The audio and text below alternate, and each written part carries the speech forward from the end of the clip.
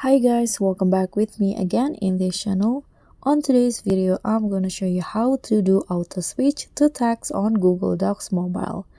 So what I mean here is how you can do voice typing on the Google Docs Mobile. And I'm here already open the Google Docs Mobile on my phone.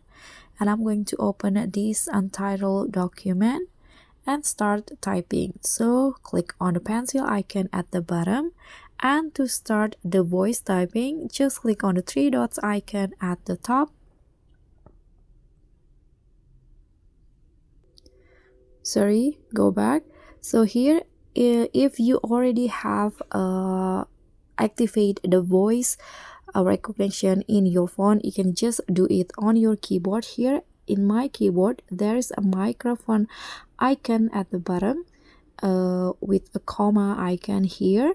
So what I need to do is just use this, and here if I want to do voice typing, I can just speak into the microphone and it will automatically type what I say to the microphone.